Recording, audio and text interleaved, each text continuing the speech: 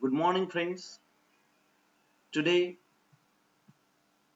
I am going to talk about the restoration of monarchy in England. Myself, Dr. Durgesh Vittal Borse, Assistant Professor, Government Vidarbha Institute of Science and Humanities, Amravati. So, what do we mean by restoration of monarchy? Actually, James VI of Scotland became James I of England, and this James became the James of England when he became the monarch. He started to interfere in the affairs of parliament. He did not have good opinion about parliament. So, but he was an astute man, and he used all his power to put certain limits on the rights of parliament. Then he died, and his son Charles I became the monarch of England.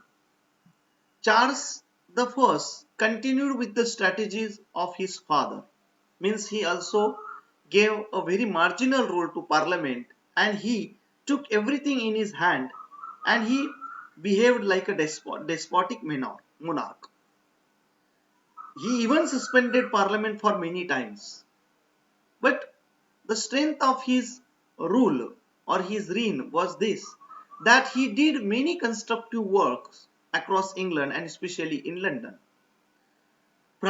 He was also at war with neighboring countries, and even though he had suspended parliaments for many times, but he needed money to meet the needs of his rule. So he called parliament, he suspended parliament, he called parliament, and every time parliament and the people in the parliament supported Charles I. But when he suspended parliament for the last time and did not call parliament for some 5 to 6 years, and again after 5 or 6 years when he was in need of money, he called back the parliament, but parliament this time was not willing to help or agree with the uh, demands of Charles I. Parliament was adamant to give money. They wanted Charles I to agree with certain conditions put by them. Charles was not also ready. Parliament was adamant. Charles I was adamant. Charles was not ready. Parliament was not ready.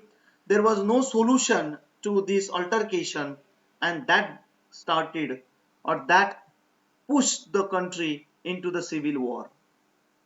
Charles was arrested in 1642, and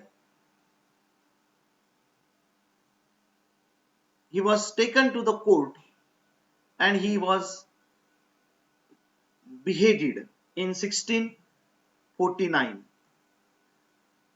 When Charles I was beheaded in 1649, his Catholic wife, who had great influence on Charles, and because of her, he did not bend before the parliament.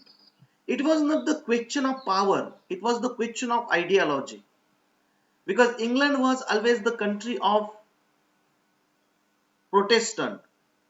They did not want any Catholic monarch to rule over them. Charles I was Catholic, and he did not give up his Catholic belief. That was he was that is the sole reason he was beheaded. Then his Catholic wife and his son Charles II fled to France because his wife was French. She was French Catholic queen. After the beheading of Charles I, Oliver Cromwell became the Lord Protector.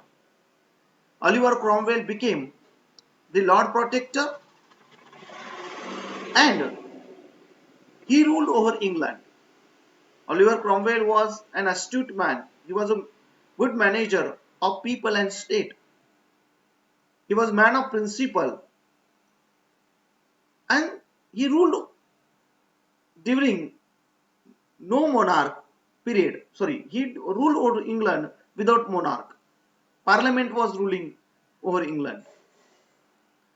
But when Oliver Cromwell died in 1648,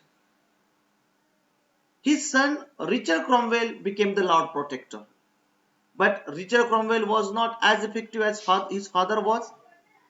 And that's why Charles II, who was living in France with his mother, was brought back in England.